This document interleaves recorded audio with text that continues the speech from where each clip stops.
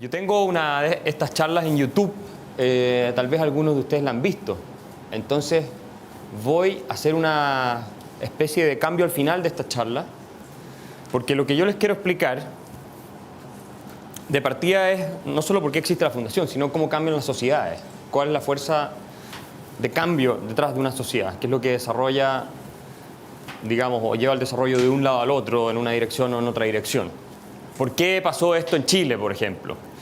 Chile fue un país, hoy día es el país más rico de América Latina en términos de ingreso per cápita, esa es la realidad de las cosas, pero Chile fue en general durante toda su historia un país bien mediocre, un país del montón, ni siquiera en el promedio de América Latina, esa es la verdad. Durante prácticamente toda su vida independiente, Chile fue un país pobre, con súper alta inflación, con desnutrición infantil, con altas tasas de mortalidad, bajas expectativas de vida, o sea, un país ratón, esa es la verdad. Como decía Álvaro Bardón, un país basurita latinoamericano. Esa es la historia de Chile. Chile no siempre fue lo que es hoy, así como Argentina no siempre es lo que es hoy. Argentina fue un país desarrollado, que volvió al subdesarrollo, ¿no es cierto? Y eso es algo que nos puede pasar a nosotros también. Venezuela llegó a ser un referente en la década de los 70. Miren dónde están hoy. Entonces, lo primero que hay que entender es que ningún país tiene nada asegurado. O sea, no hay algo así como una ley de la historia que necesariamente te va a llevar al progreso. Eso no es así. Ni una sociedad, ni la vida de ustedes tampoco. El día de mañana salen en la esquina y los atropellan y cambió la vida para siempre. En los países no es tan abrupto, pero hay fuerzas que llevan a los países en una y otra dirección y esas fuerzas no son inevitables. Algo tienen en común estos personajes. ¿Quién los reconoce? ¿A todos los reconoces tú? Bueno, ese es más difícil de reconocer. Aquí tienen ustedes 6 pensadores de los más influyentes del siglo XX, lejos. Este es Milton Friedman, probablemente fue, junto con John Maynard Keynes, el economista más importante del siglo XX y más influyente, y junto con Friedrich Hayek. Friedman, Keynes y Hayek, o sea, Friedman y Hayek estaban más en la misma línea, obviamente, pero Keynes no podía pensar más distinto que Friedman y Hayek, o sea, eran totalmente opuestos en su idea. Después vamos a ver por qué. Este es Ludwig von Mises, el economista de la escuela austríaca más importante del siglo XX y uno de los más, según algunos, el más grande economista del siglo XX. Este es Max Weber, el padre de la sociología moderna. Muy respetado también por la izquierda, muy respetado. Y ese es Douglass North, premio Nobel de Economía, un personaje más actual de todos ellos, el único que vive todavía es Douglass North. ¿Por qué los puse? Todos ellos, a pesar de sus diferencias y las disciplinas tal vez relacionadas pero distintas en las que trabajaban, plantearon una tesis: que los países, las sociedades, se van en una u otra dirección de acuerdo a las ideas que están dominando en esa sociedad.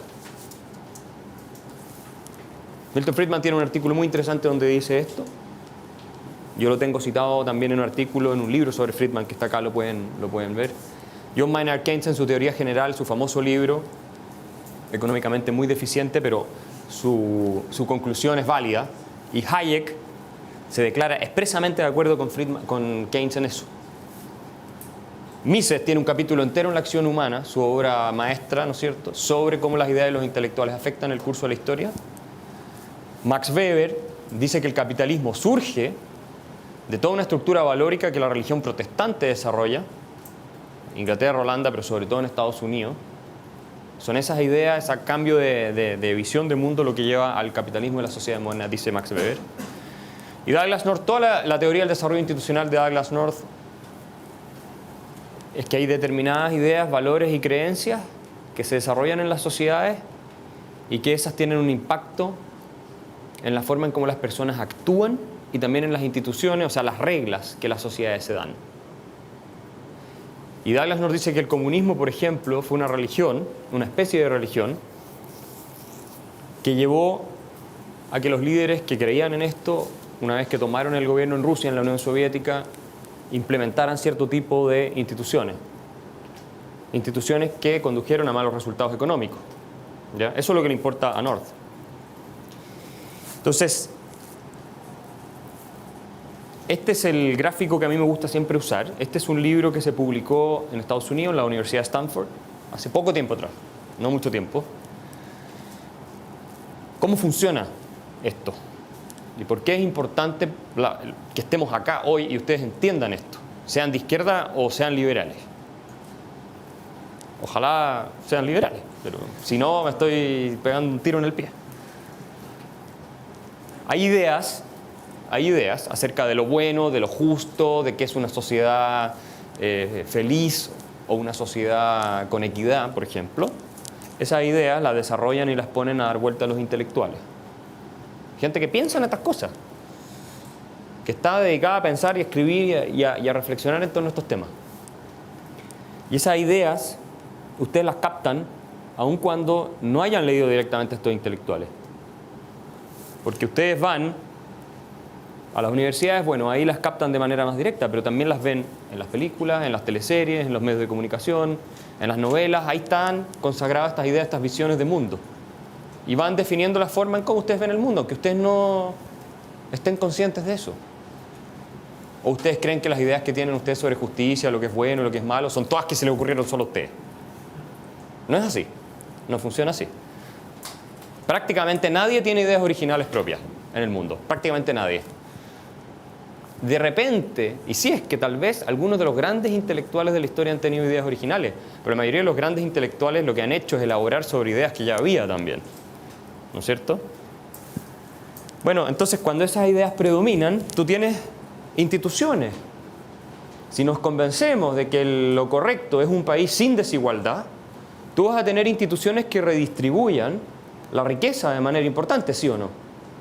Si la población llega a esa conclusión y ejerce esa presión sobre la clase política, y la clase política también llega a esa conclusión, de que en realidad, ¿sabes qué? Un sistema con mucha libertad económica es un sistema injusto porque produce desigualdades, y eso es intolerable. Bueno, ¿qué va a pasar? Se van a cambiar las instituciones, es evidente. Y vas a tener impuestos mucho más altos, vas a tener regulaciones mucho más estrictas, la libertad en eso va a ser reducida. No estoy diciendo que esté bien o mal todavía esto, pero es como funciona, ¿no es cierto? Ahora, después de que tú tienes cambios institucionales, le duplicaste el impuesto a las empresas, por poner un ejemplo, o puede ser cualquier otro, ¿cierto? Hay casos radicales, de Venezuela es el más radical, de cómo se cambia todo un sistema y se pone otro absolutamente contrario a lo que había. No sé si absolutamente contrario, pero en buena medida contrario. Y eso genera incentivos. Tú, si eres inversionista, a ti no te da lo mismo que el impuesto a las empresas sea un 17% o un 35%, ¿verdad? ¿O a ustedes les daría lo mismo si tuvieran plata a la hora de decidir dónde van a poner la plata? No. Entonces, de las ideas que habían, se generaron ciertas instituciones y ustedes, inversionistas que nunca han leído un libro en su vida y que probablemente no tienen idea cómo se llaman todos los o algunos de los intelectuales que están detrás de difundir estas ideas, dicen, no meto mi plata en ese país o no sigo invirtiendo, me la llevo para otro lado. ¿Por qué? Porque te generaron incentivos. La institución, la ley, te generó un determinado incentivo. Y tu conducta va a ir en otra dirección. Entonces, ¿qué vas a hacer? Te vas a ir a Perú con tu plata. O te vas a ir, no sé, a los mercados emergentes, anda a saber. Y los incentivos llevan a esos resultados. ¿Qué va a pasar? Cae la inversión, ¿verdad? Estoy hablando ahora desde un punto de vista económico, después vamos a entrar en la parte más filosófica. Cae la inversión. Como no hay más inversión, porque el capital se está yendo del país, no hay creación de empleo, aumenta el desempleo. Como aumenta el desempleo, la gente tiene menos oportunidades. Como tiene menos oportunidades, la desigualdad respecto de los que están arriba aumenta. Así ven ustedes cómo un grupo de ideas que intentó corregir un problema, o que se asumía que era un problema, que era la desigualdad, terminó llevando resultados que aumentaron la desigualdad. Y de hecho hay un paper muy interesante sobre eso que escribieron varios profesores de MIT y Harvard, en que les prueban a ustedes, el año pasado, antepasado lo sacaron, que la redistribución a través del Estado no hay evidencia de que corrija desigualdades. Incluso en muchos casos aumenta la desigualdad. Eso es empírico, esto no es una posición normativa. Y son profesores, algunos bastante progresistas, o sea, algunos bastante con sensibilidad más de izquierda. Ni siquiera son libertarios. Entonces, por eso es tan importante el tema de las ideas. Esto es el kit del asunto. Este es Milton Friedman y Rose Friedman, su señora, que dicen que era más brillante que él. A mí me lo ha dicho gente que los conoció y convivió con ellos. Que la única que podía ganarle una discusión era ella. A todos los demás Friedman los pulverizaba, pero ahí con ella nunca pudo. Bueno, ya podemos imaginar qué otro tipo de mecanismo habrá utilizado para ganar el debate. En todo caso, este es el punto, ¿no es cierto? Miren lo que dice los Friedman en un artículo que se llama, si lo traducimos al español, así como la marea en los asuntos humanos. ¿Cómo cambia la marea en las sociedades? Leámoslo, pónganle atención a esto. Pónganle atención. Un cambio mayor en la política social y económica, lo que estamos viendo hoy día en Chile, ¿o no? Es un cambio relativamente mayor. Es precedido por un giro en el clima de opinión intelectual. Cambian las ideas, cambian. Después de un lapso, a veces décadas, o sea, esto no es rápido, esto es gradual. Esto no es una cosa que un día para otro funciona. Una corriente intelectual se esparce primero gradualmente y luego más rápido en el público y a través de la presión que éste ejerce sobre el gobierno afectará el curso de la política económica y social. O sea, Friedman, que era un economista neoclásico, tradicional, matemático, con modelo y todo, pero tenía perfectamente clara esta dimensión.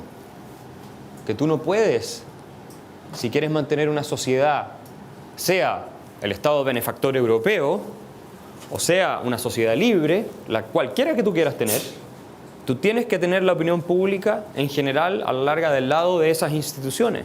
Que esto es algo que John Stuart Mill también dice, ¿no es cierto?, en su ensayo sobre economía política.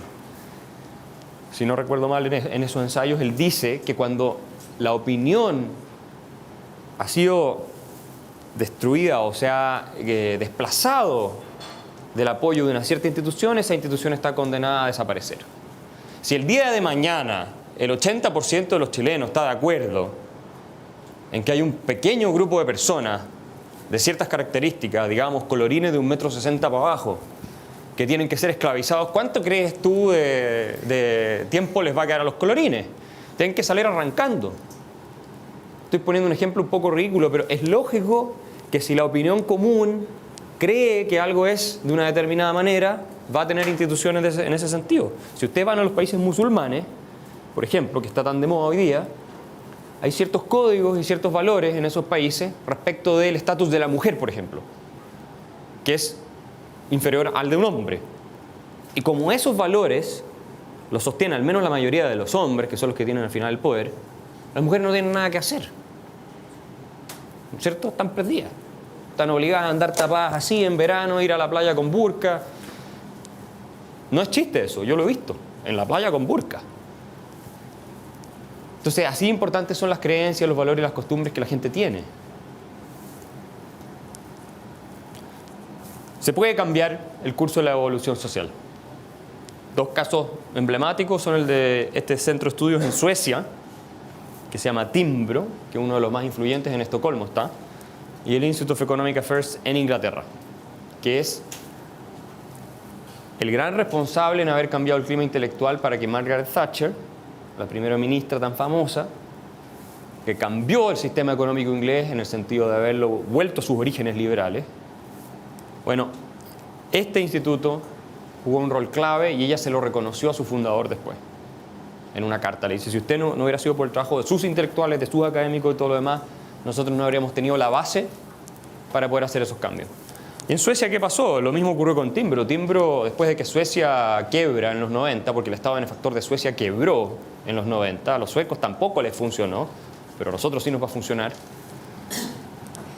con un cobre a $2.50 sobre todo. Bueno,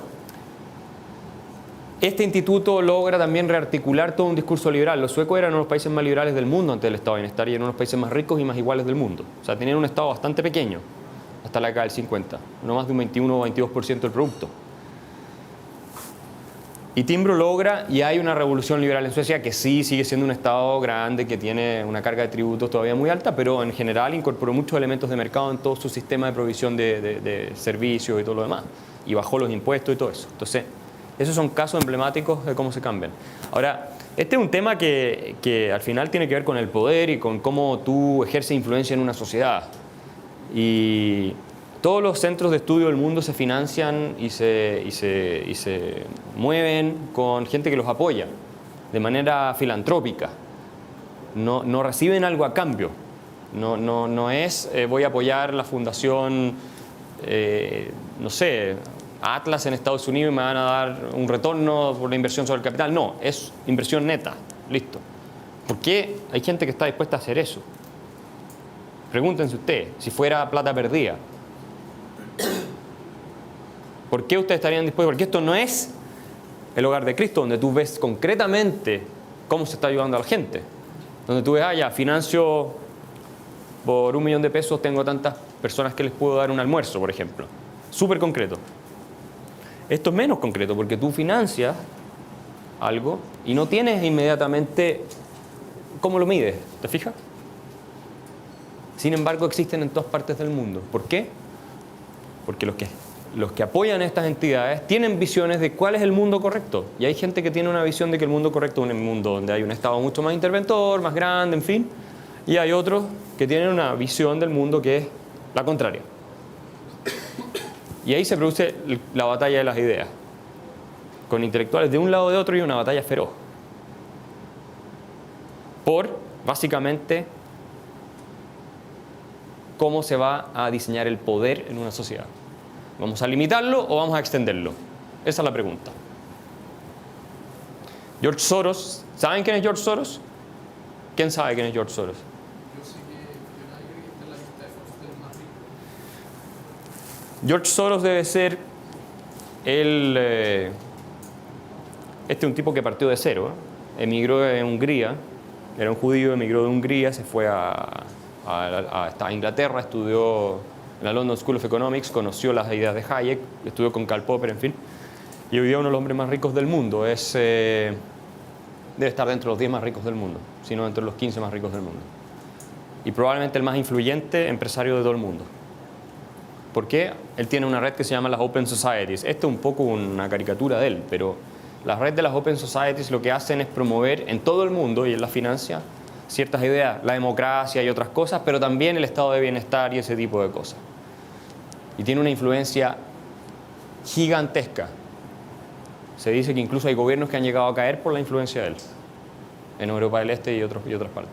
Imagínense. Bueno, este es un tema de lo que está pasando hoy día en Chile. Cualquiera que de alguna forma estudiaba lo que se estaba discutiendo ya hace tiempo, era obvio que había un proyecto intelectual que buscaba terminar con el sistema libertario, que no es libertario, pero un sistema de Estado subsidiario, si ustedes quieren. Eso lo decía un informe del año 2000 de Mideplan, que cuando salió Ricardo Lagos elegido, bueno, dijeron, ¿para dónde tiene que ir el gobierno de aquí en adelante? La concertación tiene que ir a terminar el sistema económico neoliberal. Eso era lo que ellos decían. Como nadie leyó el informe en la derecha, porque esa es la verdad de las cosas, de repente se encontraron que quedó pum, pum, una bofetada detrás de la otra y no entendían nada de lo que estaba pasando. Ahora recién están empezando a entender un poco que el tema de las ideas es importante y no solo el tema de los intereses económicos, ¿no es cierto?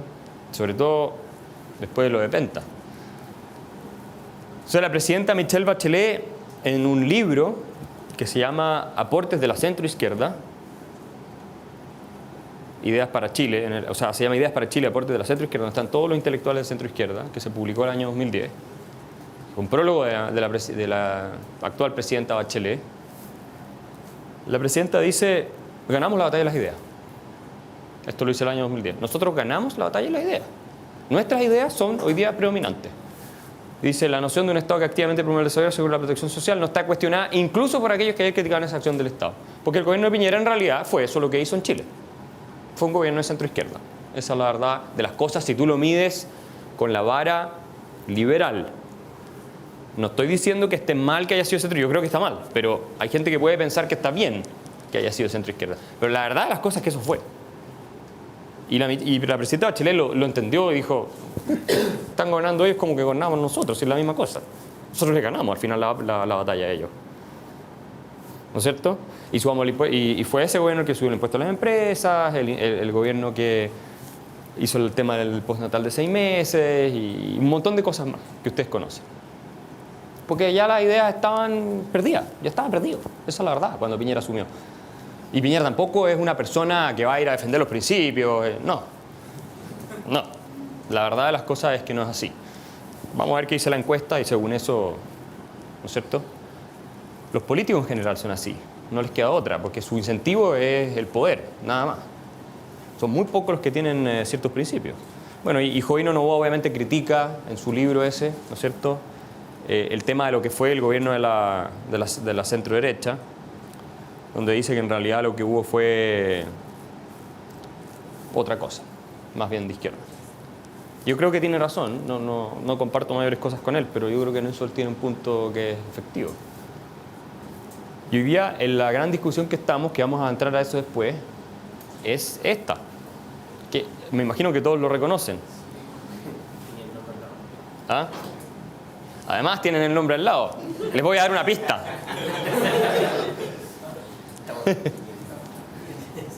Estamos hasta el Piketty. Sí, muy buena. Bueno, ¿es irrelevante lo que está diciendo este señor? Este es un intelectual, este gallo nunca le ha trabajado un peso de verdad a nadie en su vida. Este es un tipo que se dedica a escribir y a estudiar. Listo. Eso es lo que hace. ¿Por qué vino a Chile? ¿Por qué lo invitaron? Sí, ya. Ahí tenéis un ejemplo concreto de la influencia que tienen los intelectuales y las ideas sobre la vida de nosotros. Porque esto no es que le va a afectar solamente a los miembros de la nueva mayoría cuando cambien la ley. Donde ellos digan, nos van a quitar más plata a nosotros. No. Eso les va a afectar la vida a todos ustedes y nos va a afectar la vida a todos nosotros.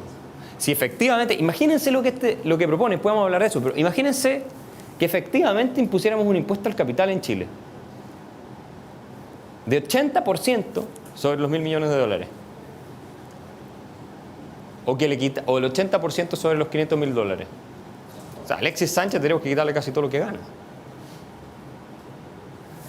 Bueno, esas son las ideas que propone este señor. Ahora, probablemente no va a llegar a ese extremo, pero obviamente que inclina la dirección hacia un lado, ¿no es cierto? Por eso la centroizquierda chilena está orgásmica con la visita de Piketty.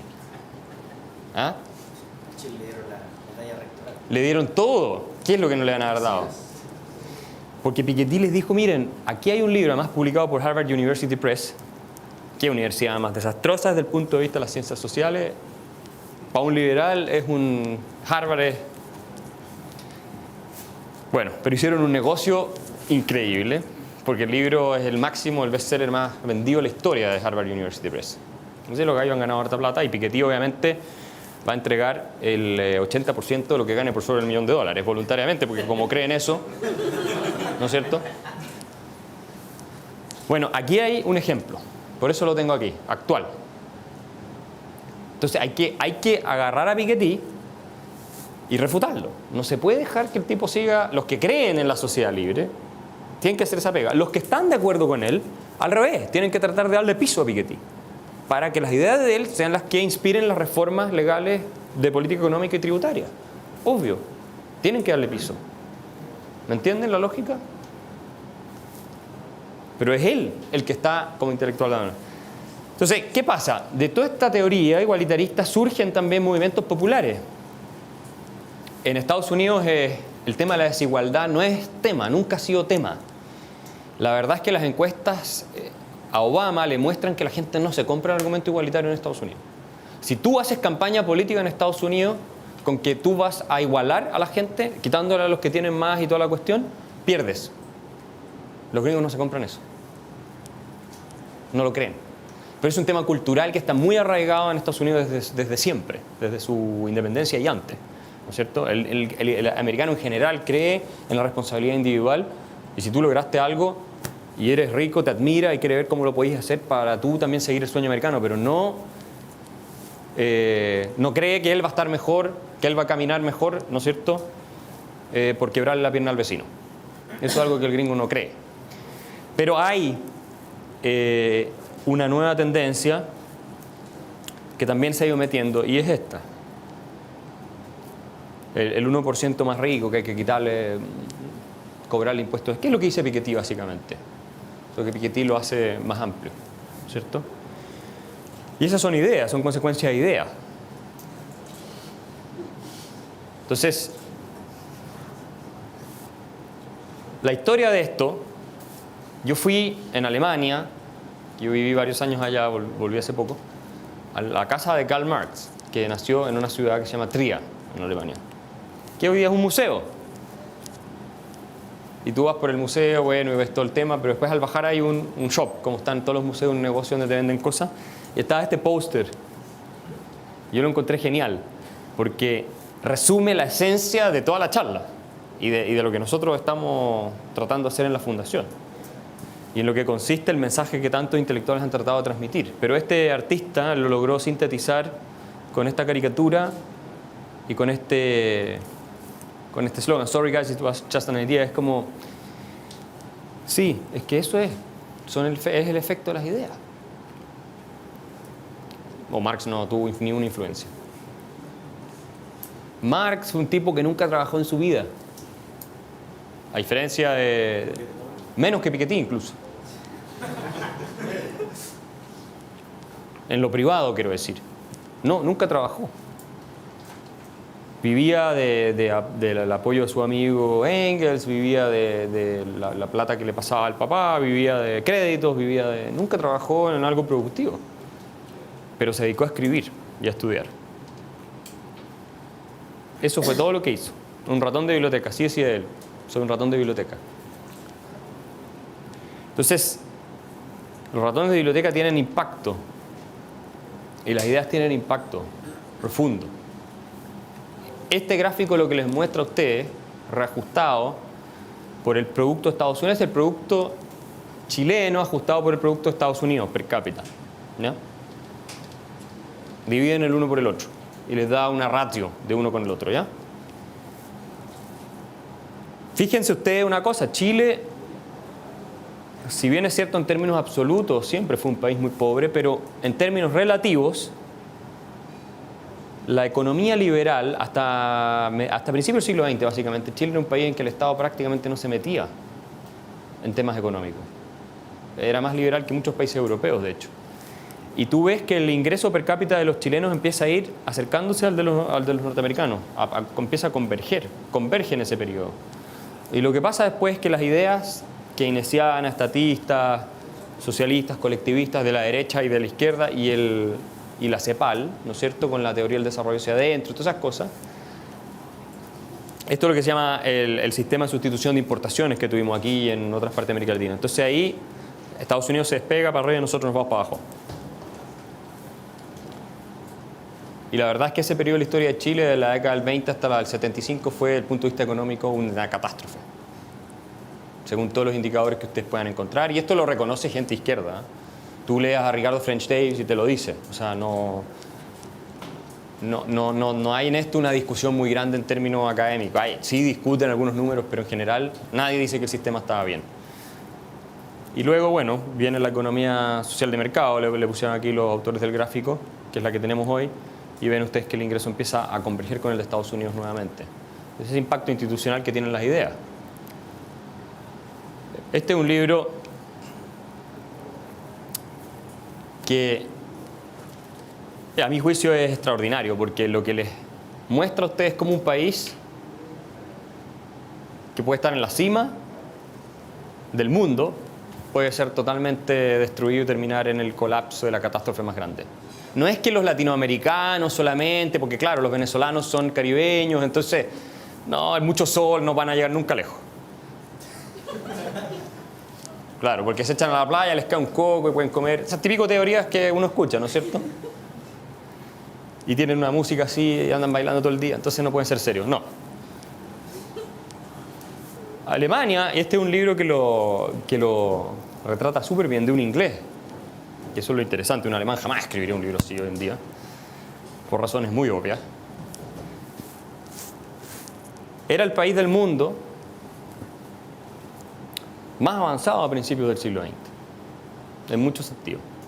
Tenía más premios Nobel que Inglaterra y Estados Unidos juntos. La tesis de Watson es esa. que no hubo ninguna cultura que contribuyera más al desarrollo del mundo moderno que la alemana. La mitad de la literatura científica del mundo se producía en alemán. Era un país de poetas, de filósofos y científicos. Estamos hablando de eso poquito antes de que los nazis llegaran al poder. Era un país industrializado. Sin embargo, vean ustedes lo que pasó en la década del 30 y el 40. No, que una piedra sobre la otra. Y eso fue que de repente se volvieron locos y, no sé, de filosofar, escribir poesía e inventar productos químicos, se dedicaron a tratar de matar al vecino. No fue por eso. No fue por eso. Esto lo explica Hayek en Camino a Servidumbre. Fue el avance de las ideas colectivistas, en buena medida, lo que llevó a los alemanes al desastre en el que terminaron. Ideas que partieron de los círculos intelectuales. Para que vean ustedes lo importante que es este tema y la obligación que tienen las personas que quieren hacerse responsables por el destino de sus sociedades, es resistir. Esa es la obligación que tienen las personas, que tenemos, aunque sea impopular, porque es muy difícil, cuando uno es una minoría, cuando uno está solo, resistir las ideas de moda. De hecho, hay experimentos en que ponen gente en una fila, y les van preguntando qué color ves, y está obviamente organizado el experimento. Ponte tú que es azul, y los 4 primeros tipos le dijeron di que es verde. Y el quinto no sabe que está hablado de antes. Verde, y el quinto dice verde. No dice azul, para no irse en contra de lo que dicen los otros, a pesar de que está viendo azul. Entonces hay algo en nuestra psiquis también de eso, que lleva a toda esta gente, que si tú hubieras hablado individualmente con cada uno de ellos, oye, ¿tú estás de acuerdo con el genocidio? Tú te habrías dicho no, probablemente. Pero la furia de estas ideas es tan, y llega a ser tan potente, que en algún minuto todo el mundo cae como bajo una hipnosis y deja de ser criticable o de ser afectada por la crítica racional. Ese es el problema. Y cuando ese punto pasa, un punto de no retorno, ya no hay vuelta atrás. A los venezolanos les pasó. Ya no volviste atrás. Listo. El desastre está ahí. Ya no lo puedes evitar en una sociedad. Y eso le puede pasar a cualquier sociedad. Ahora, no tal vez a este nivel. Porque los alemanes cuando hacen algo lo hacen bien. Pero sí te puede llevar al desastre completo. Para los estándares que tú tenías. Argentina también es un gran ejemplo, ¿no es cierto? Ahora, ¿cuáles son? Termino los últimos minutos y ahí vamos a la pausa. ¿Cuáles son las ideas de una sociedad libre? Que todo el mundo habla de libertad. Camila Vallejo habla de libertad, Cuba es la verdadera libertad. ¿Cuáles son las ideas de una sociedad libre? ¿Qué significa que una sociedad esté compuesta por personas libres? Digamos eso, porque la sociedad no existe independiente de las personas que la componen. ¿Qué es una sociedad de personas libres? Es una sociedad donde ustedes pueden diseñar su plan de vida, tomar sus decisiones con lo que les pertenece, sin que otra persona, ¿no es cierto?, por la fuerza los obstaculice y se los impida, y respetando igual derecho a los demás. Eso es. La libertad no es que ustedes tengan plata para comprarse lo que ustedes quieran, que es lo que dice la izquierda. Si no tienes plata, no tienes libertad. Por lo tanto, hay que quitarle a los que tienen para darle a los que no tienen. Eso es otra cosa. Esos medios. La libertad es la posibilidad de obrar, ¿verdad? Sin que otro te pueda someter por la violencia a hacer algo que tú no quieres. Si tú aceptas eso, que todas las personas, independiente de su condición sexual, de su origen social, de lo que tú quieras, de su estatus, tienen un derecho a decidir qué van a hacer con su vida, si tú aceptas eso, necesariamente tienes que llegar a la conclusión de que nadie tiene derecho sobre la vida ajena, ¿verdad? Y si nadie tiene derecho sobre la vida ajena, nadie te puede obligar a ti a trabajar gratis para otro. Eso es lo que se conoce como esclavitud. ¿No es cierto? Ni a satisfacer fines que no sean los tuyos. Yo, si respeto tu proyecto de vida, estoy respetando también tu propiedad. Porque parte esencial de tu libertad, de qué vas a hacer con tu vida, es qué vas a hacer con lo que te pertenece. Yo no te puedo prohibir hablar, sí, de acuerdo, pero tampoco te puedo prohibir cómo vas a gastar tu dinero. Te lo puedo quitar para satisfacer fines de otro, desde el punto de vista moral. Quiero dejarles planteada esta idea, denle una vuelta, a ver cómo resuelven ustedes el tema de la redistribución, desde el punto de vista moral. Yo la tengo resuelta, pero más o menos. Pero ojo con ese principio. Es un tema moral. Si tú tienes la misma dignidad que él, aunque tú necesites algo que él tiene, no se lo puedes quitar por la fuerza, porque lo estás agrediendo. Y nadie tiene derecho a agredir a otro o usar la violencia sobre otro. Por eso el argumento, y con esto voy terminando, el argumento de que hay necesidades, como por ejemplo la educación, te otorga inmediatamente un derecho, es una falacia. Es indefendible a mi juicio, moralmente. Porque aunque tú necesites algo, no tienes derecho sobre la vida de otra persona. No eres dueño de otra persona. No puedes obligarlo a que te lo satisfaga, ese derecho. Esa es necesidad, digamos. Entonces, si tú dices tienes derecho, bueno, entonces te lo tiene que satisfacer. Piensen en esa idea. Porque sin esa idea, tú abres las puertas a, obviamente, una agresión bastante amplia de los unos sobre los otros para satisfacer sus respectivas necesidades que se han constituido en derecho. Lo vamos a dejar hasta aquí, pasemos al café y después vamos a discutir, entrar a la fase de preguntas. Gracias.